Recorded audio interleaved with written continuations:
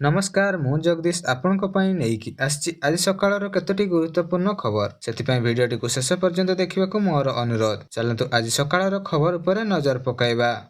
ଆଜିର ପ୍ରଥମ ଖବର ଅଗଷ୍ଟ 1ରୁ ଆରମ୍ଭ ହୋଇଥିଲା ଏବଂ ଅଗଷ୍ଟ 14 ଯାକେ ଚାଲିବ ଅପରେସନ ଗରୁଡ଼। ଅପରେସନ ଗରୁଡ଼ ନେଇ ଅତିରିକ୍ତ ଡିଜି ଆଇନ ଶୃଙ୍ଖଳାଙ୍କ ସୂଚନା। ଅପରାଧ ଓ ଅପରାଧୀଙ୍କ ଉପରେ ରୋକ ଲଗାଇବାକୁ ଡିଜିପି ନିର୍ଦ୍ଦେଶ ଦେଇଥିବା ବେଳେ ଅଗଷ୍ଟ 1ରୁ ଆରମ୍ଭ ହୋଇଛି ଏହି ଯୋଜନା ଏବଂ ଆସନ୍ତା 14 ତାରିଖ ଯାଏ ଚାଲିବ ବୋଲି ସୂଚନା ମିଳିଛି। ମୁଖ୍ୟ ଜମିନ ବିହୀନ ୱାରେଣ୍ଟ NBWକୁ କାର୍ଯ୍ୟକାରୀକୁ ଗୁରୁତ୍ୱ ଦେବା ସହିତ ନିଶାଦ୍ରବ୍ୟ ଚୋରାଚାଲାଣକୁ ରୋକିବା ପାଇଁ ଏହା କରାଯାଉଛି। ଅପରାଧୀଙ୍କୁ ଗିରଫ କରାଯାଉଛି ଏବଂ 3189 NBW କାର୍ଯ୍ୟକାରୀ ହୋଇଥିବା ବେଳେ 890 ଅବକାରୀ ମାମଲା ହୋଇଛି। 129 ଅପରାଧୀ ଗିରଫ ଏବଂ 114 ନିଶାସକ୍ତ ଗାଡ଼ି ଜବତ କରିଛି ବୋଲି ସୂଚନା ଦେଇଛନ୍ତି ଅତିରିକ୍ତ ଡିଜି। ଚାଲନ୍ତୁ ନଜର ପକାଇବା ପରବର୍ତ୍ତୀ ଖବର ଉପରେ। ଅଗଷ୍ଟ 13 ବେଳକୁ ବଙ୍ଗୋପସାଗରରେ ଆଉ ଏକ ଲଘୁଚାପ ସୃଷ୍ଟି ହେବାର ସମ୍ଭାବନା ରହିଛି। ସମ୍ଭାବ୍ୟ ଲଘୁଚାପ ପ୍ରଭାବରେ ଦକ୍ଷିଣ ଓଡ଼ିଶାରେ ବିଜୁଳି ଘଡ଼ଘଡ଼ି ସହ ପ୍ରବଳ ବର୍ଷା ସମ୍ଭାବନା ରହିଥିବା ବେଳେ ଏଥିପାଇଁ ପାଣିପାଗ ବିଭାଗ ପକ୍ଷରୁ ସତର୍କ ସୂଚନା ଜାରି କରାଯାଇଛି। ଭୁବନେଶ୍ୱର ପାଣିପାଗ ବିଜ୍ଞାନ କେନ୍ଦ୍ର ପକ୍ଷରୁ ମିଳିଥିବା ତଥ୍ୟ ଅନୁଯାୟୀ ଉତ୍ତର ପଶ୍ଚିମ ଓ ଏହାର ପାର୍ଶ୍ୱବର୍ତ୍ତୀ ପଶ୍ଚିମ କେନ୍ଦ୍ରୀୟ ବଙ୍ଗୋପସାଗରରେ ଏକ ଲଘୁଚାପ କ୍ଷେତ୍ର ସୃଷ୍ଟି ହେବାର ସମ୍ଭାବନା ରହିଛି। ସମ୍ଭାବ୍ୟ ଲଘୁଚାପ ପ୍ରଭାବରେ ଦକ୍ଷିଣ ଓଡ଼ିଶାର କୋରାପୁଟ, ଗଜପତି, ମାଲକାନଗିରି, ରାୟଗଡ଼ା ସହିତ କେଉଁଝର, ସୁନ୍ଦରଗଡ଼, କଳାହାଣ୍ଡି, କନ୍ଧମାଳ ଏବଂ ମୟୂରଭଞ୍ଜ ଜିଲ୍ଲାର ବିଭିନ୍ନ ଅଞ୍ଚଳ ବିଜୁଳି ଘଡ଼ଘଡ଼ି ସହ ପ୍ରବଳ ବର୍ଷା ସମ୍ଭାବନା ରହିଛି। ଶୁକ୍ରବାର ସକାଳୁ ଆକାଶ ମେଘୁଆ ଥିବା ବେଳେ ବିଭିନ୍ନ ଅଞ୍ଚଳରେ ଝିପିଝିପି ବର୍ଷା ଲାଗି ରହିଥିଲା।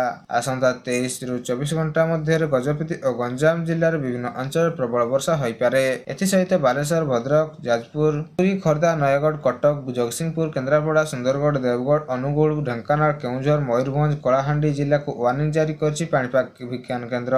ସେହିପରି କନ୍ଧମାଳ, ନବରଙ୍ଗପୁର, ରାୟଗଡ଼ା, କୋରାପୁଟ ଏବଂ ମାଲକାନଗିରି ଜିଲ୍ଲାରେ ବଜ୍ରପାତ ପାଇଁ ପାଣିପାଗ ବିଭାଗ ପକ୍ଷରୁ ସତର୍କ ସୂଚନା ଜାରି କରାଯାଇଛି। ସତର୍କ ରହିବାକୁ ସମ୍ପୃକ୍ତ ଜିଲ୍ଲାର ଜିଲ୍ଲାପାଳଙ୍କୁ SRCI କାର୍ଯ୍ୟାଳୟ ପକ୍ଷରୁ ନିର୍ଦ୍ଦେଶ ଦିଆଯାଇଛି। ଚାଲନ୍ତୁ ନଜର ପକାଇବା ପରବର୍ତ୍ତୀ ଖବର ଉପରେ। ହିତାଧିକାରୀଙ୍କ ଖାତାକୁ ଆସିଲା ସୁଭଦ୍ରା ଟଙ୍କାର ତୃତୀୟ କିସ୍ତି ଟଙ୍କା। ଜୟପୁର ରାଜ୍ୟସ୍ତରୀୟ କାର୍ଯ୍ୟକ୍ରମରେ ଟଙ୍କା ପଠାଇଲେ ମୁଖ୍ୟମନ୍ତ୍ରୀ ମୋହନ ଚରଣ ମାଝୀ। 1 କୋଟିରୁ ଉର୍ଦ୍ଧ୍ୱ ହିତାଧିକାରୀଙ୍କ ବ୍ୟାଙ୍କ ଖାତାକୁ ଗଲା ସୁଭଦ୍ରା ଟଙ୍କା। ହିତାଧିକାରୀଙ୍କ ଟଙ୍କା ଆକାଉଣ୍ଟକୁ ଗଲା ଏବଂ 5,000 ଲେଖାଏଁ ଆସିଛି।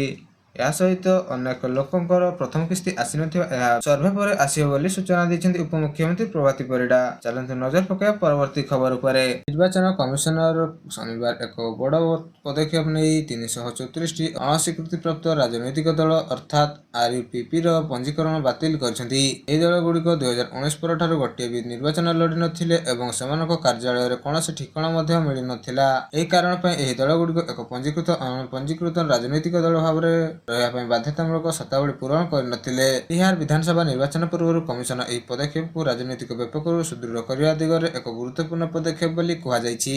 RUPPର ଅର୍ଥ ହେଉଛି ଯେଉଁ ଦଳଗୁଡ଼ିକ ନିକଟରେ କମିଶନରଙ୍କ ନିକଟରେ ପଞ୍ଜୀକୃତ ହୋଇଛନ୍ତି ମାତ୍ର ସେଗୁଡ଼ିକ ରାଜ୍ୟ କିମ୍ବା ଜାତୀୟ ସ୍ତରରେ ମାନ୍ୟତା ମିଳିନାହିଁ। ଏହି ଦଳଗୁଡ଼ିକ ଭାରତୀୟ ଜନପ୍ରିୟ ଆଇନ 1951 ଅନୁଯାୟୀ ପଞ୍ଜୀକୃତ ହୋଇଛନ୍ତି ଏବଂ ରାଜନୈତିକ ଦଳରେ ପଞ୍ଜୀକରଣ କରିପାରିବେ। କେତେକ ଟିକସ ରିହାତି ମିଳୁଥିବାରୁ ଏହି ଦଳଙ୍କ ସଂଖ୍ୟା ବଢ଼ିଯାଇଛି। ଫଳରେ କମିଶନ ଏହା ଉପରେ କଡ଼ା ନଜର ରଖିଛନ୍ତି ଏବଂ ଆବଶ୍ୟକ ପଡ଼ିଲେ ପଞ୍ଜୀକରଣ ରଦ୍ଦ କରୁଛନ୍ତି। ଚାଲନ୍ତୁ ନଜର ପକାଇବା ପରବର୍ତ୍ତୀ ଖବର ଉପରେ। ରାଜ୍ୟ ଭାଜପା ସଭାପତି ମନମୋହନ ଶାହା ଦିଲ୍ଲୀ ଗସ୍ତରୁ ଫେରିବା ପରେ ଗଣମାଧ୍ୟମରେ ବଡ଼ ବୟାନ ଦେଇଛନ୍ତି। ରାଜ୍ୟର ମନ୍ତ୍ରିମଣ୍ଡଳ ସମ୍ପ୍ରସାରଣ ନିଗମ, ବୋର୍ଡ ଓ କମିଟି ନିଯୁକ୍ତି ନେଇ ରଖିଛନ୍ତି ବଡ଼ ପ୍ରତିକ୍ରିୟା। ସେ କହିଛନ୍ତି ତାଲିକାରେ ଦିଲ୍ଲୀ ନୁହେଁ ବରଂ ଓଡ଼ିଶା ହିଁ ପ୍ରସ୍ତାବ ହେବ। ଏହା ସହିତ ସେ କହିଛନ୍ତି ଯେ ଆଗାମୀ 15 କିମ୍ବା 20 ତାରିଖ ପରେ ନିଗମ, ବୋର୍ଡ ଓ କମିଟି ଗଠନ କରିବା ପରେ ତେବେ ବର୍ତ୍ତମାନ ନିର୍ଦ୍ଦିଷ୍ଟ ତାରିଖ ଘୋଷଣା କରାଯାଇ ନାହିଁ। ମନମୋହନ ସାମଲ ଦିଲ୍ଲୀର ମୁଖ୍ୟମନ୍ତ୍ରୀ ମୋହନ ଚରଣ ମାଝୀ, କେନ୍ଦ୍ରମନ୍ତ୍ରୀ, ରାଷ୍ଟ୍ରୀୟ ଉପାଧ୍ୟକ୍ଷ ଓ ଅନ୍ୟାନ୍ୟ ବିଶିଷ୍ଟ ନେତାଙ୍କ ସହ ବୈଠକ କରିବାର ସୂଚନା ଦେଇଛନ୍ତି। ସେ କହିଛନ୍ତି ଦଳୀୟ ନେତାମାନଙ୍କ ସହ ଆଲୋଚନା ଓ ଚର୍ଚ୍ଚା ପରେ ନିର୍ଦ୍ଦିଷ୍ଟ ନିଷ୍ପତ୍ତି ନିଆଯିବ। ଏହା ସହିତ ସେ ସଂଗଠିତ କାର୍ଯ୍ୟ ଏବଂ ଅନ୍ୟାନ୍ୟ ଗୁରୁତ୍ୱପୂର୍ଣ୍ଣ ବିଷୟ ନେଇ ଦିଲ୍ଲୀରେ ଆଲୋଚନା ହୋଇଥିଲା ଉଲ୍ଲେଖ କରିଛନ୍ତି। ଏହା ପୂର୍ବରୁ ରାଜ୍ୟର ମନ୍ତ୍ରିମଣ୍ଡଳ ସମ୍ପ୍ରସାରଣ ନେଇ ସେ ମଧ୍ୟ ଚର୍ଚ୍ଚା ଜୋର ଧରିଥିବା ବେଳେ ସଭାପତି ସ୍ପଷ୍ଟ କରିଛନ୍ତି ଯେ ଦିଲ୍ଲୀରେ ଏ ବିଷୟରେ କୌଣସି ଆଲୋଚନା ହୋଇନାହିଁ। ତେବେ ନିଗମ ଓ ବୋର୍ଡ ନିଯୁକ୍ତି ନେଇ ରାଜ୍ୟରେ ଉତ୍କଣ୍ଠା ସୃଷ୍ଟି ହୋଇଥିବା ବେଳେ ଅନେକ ନେତା ଏହି ପଦ ପାଇଁ ଆଶାୟୀ ଥିବା ବେଳେ ସାଂଗଠନିକରେ ସ୍ଥାନ ନ ପାଇବା ନେତାଙ୍କୁ ନିଗମ ଓ ବୋର୍ଡକୁ ସ୍ଥାନ ଦିଆଯିବ ବୋଲି ଚର୍ଚ୍ଚା ହେଉଛି। ଚାଲନ୍ତୁ ନଜର ପକାଇବା ପରବର୍ତ୍ତୀ ଖବର ଉପରେ। ବନ୍ୟା କ୍ଷୟକ୍ଷତିର ରିପୋର୍ଟ ଆସିସାରିଛି ବୋଲି କହିଲେ ରାଜସ୍ୱ ମନ୍ତ୍ରୀ। କ୍ଷତିଗ୍ରସ୍ତ ବିଭିନ୍ନ ବର୍ଗର ଲୋକଙ୍କୁ କ୍ଷତିପୂରଣ କରାଯିବ। କ୍ଷତିପୂରଣ ପାଇନଥିବା ଲୋକଙ୍କୁ ଟଙ୍କା ପ୍ରଦାନ କରିବା ଜାରି ରହିଛି ଏବଂ ଆଗାମୀ ବାତ୍ୟା ଆଶ୍ରୟସ୍ଥଳୀର ପୁନରୁତ୍ଥାନ ସହ ନୂତନ ଆଶ୍ରୟସ୍ଥଳୀ ହେବ ବୋଲି ସୂଚନା ଦେଇଛନ୍ତି ରାଜସ୍ୱ ମନ୍ତ୍ରୀ।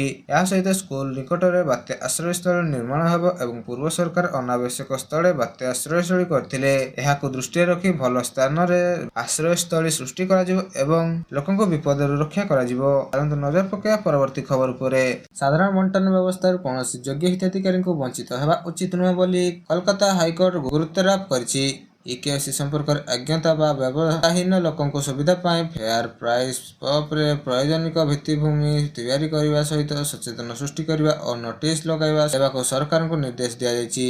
ହାଇକୋର୍ଟ ସମୟସୀମା ଧାର୍ଯ୍ୟ କରିବା ସହିତ ଆବଶ୍ୟକତାରେ ବୃଦ୍ଧି କରିବାକୁ ପରାମର୍ଶ ଦେଇଛି। ଏହା ସହିତ ଖାଦ୍ୟ ବିଭାଗ ଦର୍ଶାଇଛନ୍ତି ଯେ 93 ଲକ୍ଷରୁ ଅଧିକ ପରିବାର 3.25 କୋଟି ଲୋକଙ୍କୁ ରାସନ ମିଳୁଛି ଏବଂ ଇକେୱାଇସି ନଥିବା 20.58 ଲକ୍ଷ ହିତାଧିକାରୀଙ୍କୁ ମଧ୍ୟ ବଣ୍ଟନ ବନ୍ଦ କରାଯାଇନାହିଁ। ଚାଲନ୍ତୁ ନଜର ପକାଇବା ପରବର୍ତ୍ତୀ ଖବର ଉପରେ। ପ୍ରଧାନମନ୍ତ୍ରୀ ସୂର୍ଯ୍ୟ ଘର ଯୋଜନା ଅଧୀନରେ ଯେକୌଣସି ବ୍ୟକ୍ତି ତାଙ୍କର ଘରର ଆବଶ୍ୟକତା ଅନୁସାରେ କୌଣସି କ୍ଷମତା ସୌର ପ୍ୟାନେଲ ସ୍ଥାପନ କରିପାରିବେ, କିନ୍ତୁ କେନ୍ଦ୍ର ଓ ରାଜ୍ୟ ସବସିଡି କେବଳ 3 କିଲୋୱାଟ ପର୍ଯ୍ୟନ୍ତ ଉପଲବ୍ଧ ହେବ। ଏହି ଯୋଜନା ଉଦ୍ଦେଶ୍ୟ ହେଉଛି ମଧ୍ୟବିତ୍ତ ପରିବାରକୁ ଲୋକଙ୍କୁ ସବସିଡି ଦେଇ ସେମାନଙ୍କୁ ଲାଭ ପହଞ୍ଚାଇବା। ଏବେ କେନ୍ଦ୍ର ପ୍ରଧାନମନ୍ତ୍ରୀ ସୂର୍ଯ୍ୟ ଘର ଯୋଜନା ମାଧ୍ୟମରେ ଛତିଶଗଡ଼ର ପ୍ରତ୍ୟେକ ଘରକୁ ବିଦ୍ୟୁତ କ୍ଷେତ୍ରରେ ଆତ୍ମନିର୍ଭରଶୀଳ କରାଯିବ।